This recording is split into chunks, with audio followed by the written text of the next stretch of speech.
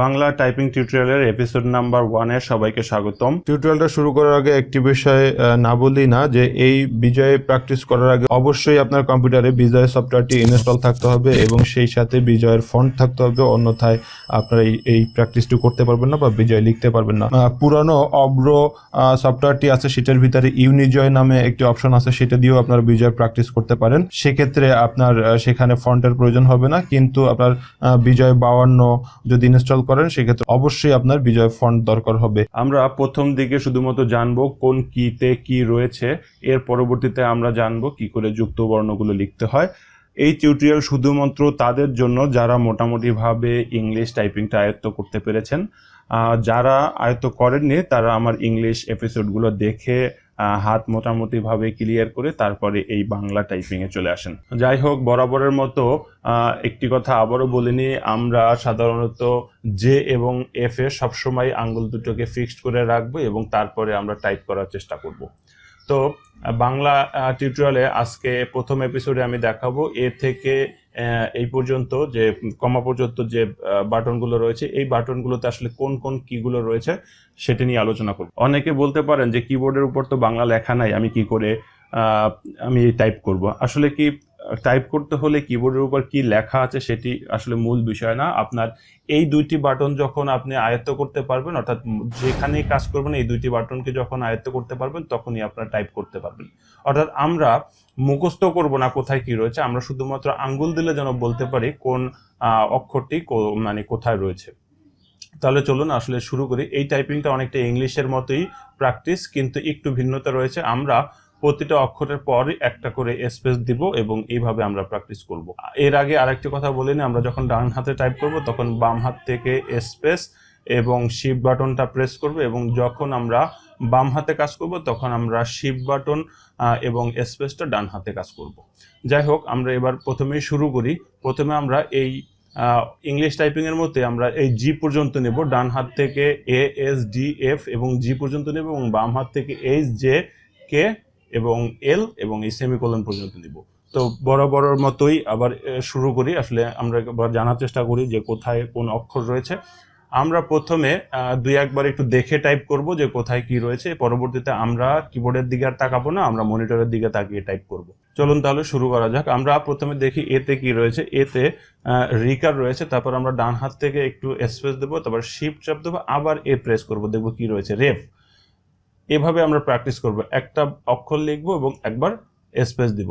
এরপরে S A চাপ দিয়ে দেখি কি রয়েছে। এসে আছে রস্যু, তারপরে একটা স্পেস দিলাম, তারপরে আবার শিফট চাপ দিলাম, দেখি দীর্ঘ রয়েছে। এরপর আমরা ডিতে চাপ দিই, ডিতে কি আছে, ডিতে রস্যিকার আছে, স্পেস দিলাম, আবার শিফট চাপ দিয়ে দিলাম, তারপর দেখলাম যে দীর্ঘিকার আছে, তারপরে স্পেস দিলাম, তারপরে এফ চাপ দিই, এফ এ আছে আকার, এবার স্পেস, এবার শিফট চাপ দিয়ে দেখি আমাদের স্বর অ রয়েছে।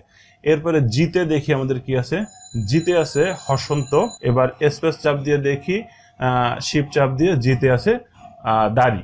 তো এইভাবে আমরা মোটামুটিভাবে প্র্যাকটিস করব।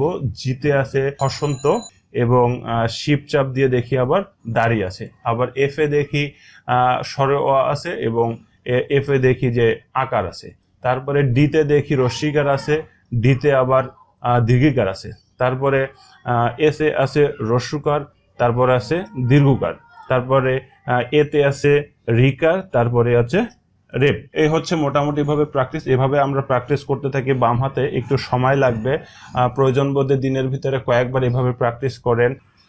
এবার আমরা ডান হাতের প্র্যাকটিস দেখব। আসলে দেখি আমার এখানে কি আছে ডান হাতে। প্রথমে আমরা দেখব যে এইচে কি আছে। এইচে আছে ব, তারপরে স্পেস ভ, স্পেস ক, স্পেস খ, স্পেস ত, স্পেস থ, স্পেস দ, স্পেস ধ, স্পেস, তারপরে সেমিকলন, স্পেস ক্লোন। তো এই হচ্ছে মোটামুটিভাবে ডান হাতের প্র্যাকটিস। তারপরে আবার এবার উল্টার দিকে আমরা আসি।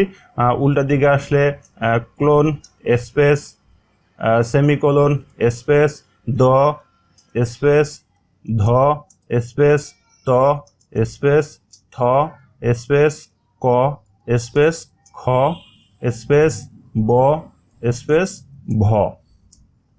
তো মোটামুটিভাবে এই হচ্ছে আমার ডান হাত এবং বাম হাতের প্র্যাকটিস। এভাবে আপনারা কয়েকবার প্র্যাকটিস করতে থাকেন যতক্ষণ না পর্যন্ত আপনার হাতে এই টাইপটা চলে আসে। একটু সময় নিয়ে করবেন, কারণ বাংলা একটু ডিফিকাল্ট সবাই আমরা জানি, কিন্তু নিয়মিত আমার টিউটোরিয়ালগুলো অনুসরণ করলে আশা করতেছি আপনাদের টাইপ নিয়ে আর তেমন কোনো সমস্যা হবে না।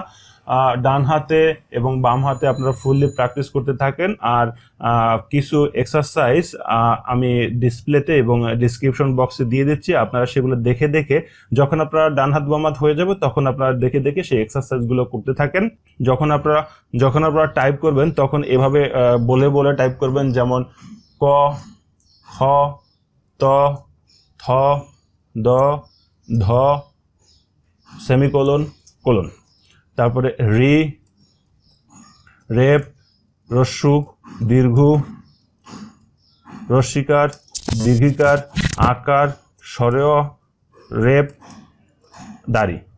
তো এইভাবে মোটামুটিভাবে আপনারা প্র্যাকটিস করেন আর এক্সারসাইজগুলো অনুসরণ করেন। আশা করতেছি আপনার টাইপিং নিয়ে কোনো প্রকার সমস্যা থাকবে না এবং খুব দ্রুতই আপনারা টাইপিং শিখতে পারবেন। তো অল্প সময়ে শেখানো আসলে একটু ডিফিকাল্ট, তবুও আমি যেভাবে ধরিয়ে দিয়েছি ঠিক সেভাবে কাজ করতে থাকেন। এই দুটি আঙ্গুল কখনো এখান থেকে উঠাবেন না। ডান হাতে কাজ করলে বাম হাতে স্পেস এবং শিফট চাপ দেবেন, আর বাম হাতে কাজ করলে তখন ডান হাতে শিফট এবং স্পেস চাপ দেবেন। তো সবাই ভালো থাকেন। পরবর্তী টিউটোরিয়াল দেখার আমন্ত্রণ জানিয়ে এখানেই শেষ করছি। আল্লাহ হাফেজ।